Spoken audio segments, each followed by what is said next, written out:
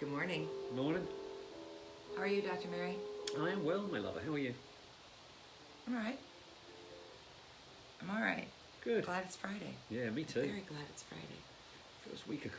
First week of school over. And we survived. Yeah. Shazam.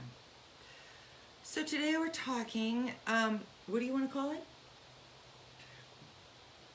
Reasons why you may not want to do Oh. anything about your addiction. Yeah, or reasons why you might. Yeah. So we talked about this yesterday a little bit as we were trying to figure out what we wanted to talk about today. And I actually think there's legitimate reasons is not exactly the right phrase, but I think there are valid reasons for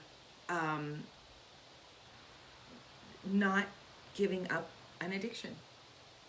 What are they in your mind?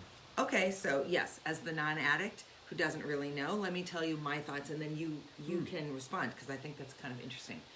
I think, first of all, you have to admit that you've been lying.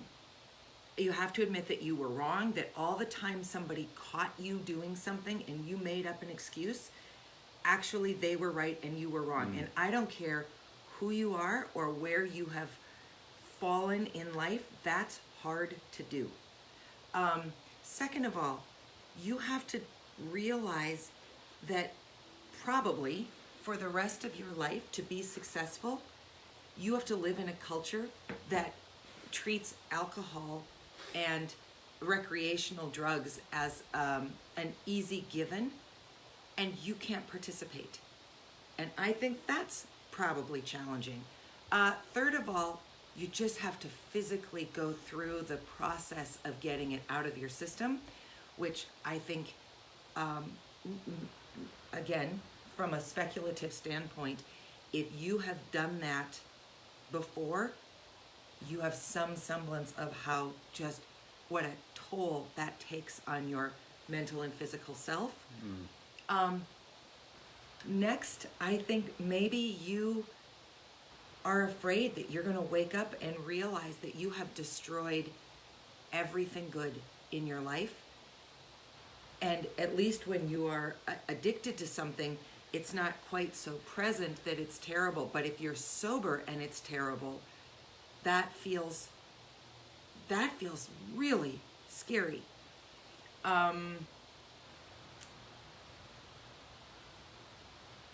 I feel like those are 5 pretty good reasons to not give up an addiction. And I think, as usual, you have hit many nails right on the head. That theater degree is so handy. I'm a good technician. These are absolutely, completely valid, and it's fear.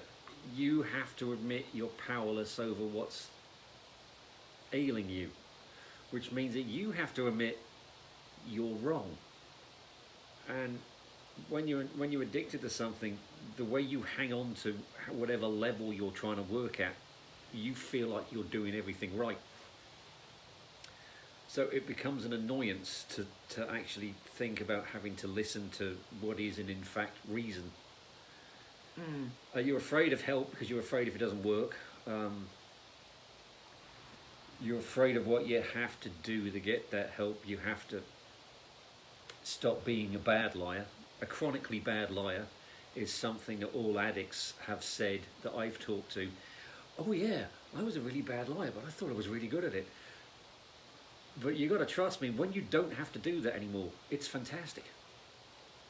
It's incredibly freeing and fantastic and relaxing and just good for your headspace.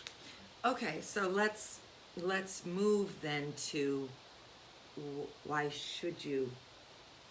should somebody go through one or all of those complications, challenges, criticisms, judgments, terribly difficult environmental circumstances to get to the other side? What is the payoff? And here's why I brought this topic up yesterday when we were talking.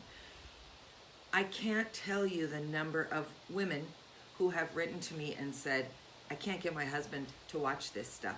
This content would be helpful for him, but I can't get him to watch it. And you know, my answer is always, I would never have been able to get Maz to watch this either. If some other couple No, had done this, you actually probably wouldn't. you always say probably wouldn't. Well, yeah, you don't wouldn't. know. I I wouldn't would have done it. never have gotten you to watch this. So I'm sort of on a quest to see if we can find something, if we can say something, do something, trigger something that would make the addict stop and go, wow, okay, I think I've got it. that is a piece that I can hold on to. Go ahead. You will die young and alone. How? That's an absolute fact. 2 of my worst fears. That's true. I was heading that way, and that's going to happen to you. And don't go back on some culture thing.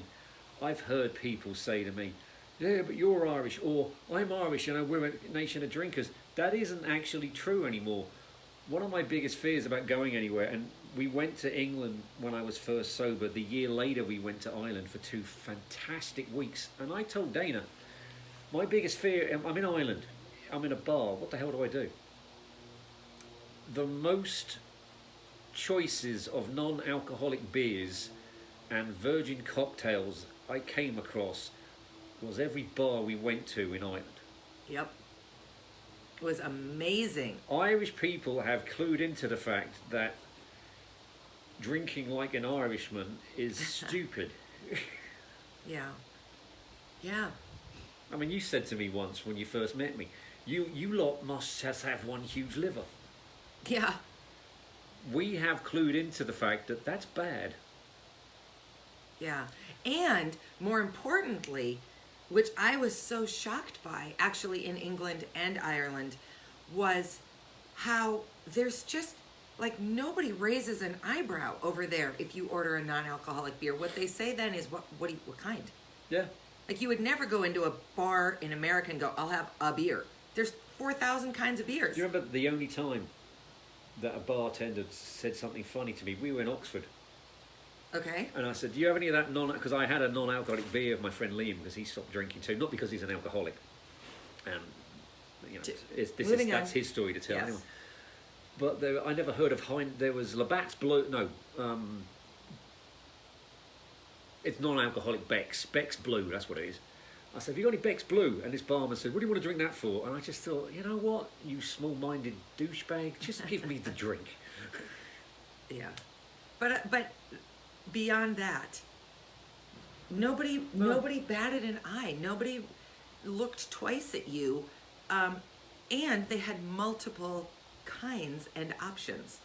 So, you know, there's great work being done on both the East and West Coasts about breweries that are brewing non-alcoholic beer in small batches. And I think the further down the path we get, the more likely it is that people are either going to have to stop drinking or choose to stop drinking, whether it's because they are on a dangerous path like Maz was, or because they just realize that it doesn't work for them anymore, or that sometimes they don't want to drink, or, I mean, there's lots of options. It's not about, I am a drinker, I'm not a drinker, unless you're an alcoholic. But for the rest of us, it's, boy, you know what? I'm not going to drink for this month, whatever. All these things, dry January, all that stuff that's coming along. Well, there have been studies. There are just, you know, a glass of red wine with dinner. They say it's good for you, but it relaxes you. It lowers you. You know, a glass of red wine, it actually does contain boron, which is an anti-chelator, which actually can mop up free radicals and in moderation can show the reduced chances of getting certain forms of cancer. Don't you just love that there's science in these conversations? But that's in moderation. A drink, I mean, and it's, if you're one of the people that can actually have a drink, fine. But, you know, like I said, probably this week, Craig Ferguson summed up what's it like to be an alcoholic. One drink is too many and the 10th one's not enough. Yeah. We don't know how to stop. Special K bars. You know my deal with the Special K bars. That's it. I mean, if row we're after trying to row make this relate after row. to as many people as possible. Yeah. So, I guess my hope for today if you can somehow get your addict to watch this today, is the reasons not to stop are valid. Absolutely are valid, because they're all scary, and they might shut the door on addiction, but they might open the door on some other really, really difficult stuff because of the damage that has been done during the addiction. But as with all hard things, if you can just take the first step and the next step and the next step, like we talked about my friend's daughter the other day who's learning to walk, if you can just trust that you can get through the steps, then what is on the other side maybe won't be immediately amazing, but absolutely has the potential to bring you peace and healthiness and calm, and all the things that Maz is today, Yes. that 4 years ago I certainly he was wasn't. none of. When he talks about the voices screaming in his head, I will tell you that I can look back and I can say to you today that I could almost hear them with him. They were so intense in his head, they were almost audible to the rest of the world. And now it's a very nice, quiet, peaceful place. Yeah, it's probably a nice ocean at the Balbriggan Harbor. Oh, my with favourite the place. with the tide in, out. I forget which way you like it. I like it when it's out. Yeah, just a nice, gentle place where all good things can And happen. it's wonderful. But that first step is scary, I'm not going to lie to you. But it's worth it. Yeah. So that's our point today. Sandy, I see you just got on. I just want to point out, this is probably our best outfit ensemble. It's pretty good. It's pretty good. Yeah. Complementary, solid pattern. It's good against the red. Yeah. It's good with the lipstick. I think it's an excellent winning combination of patterns today. So have a great weekend. This Great is our weekend, 35th in a row daily dose. So that means we've been doing this for 7 weeks. 7 weeks. Onwards and upwards. Have an excellent, excellent weekend, everybody. Take care.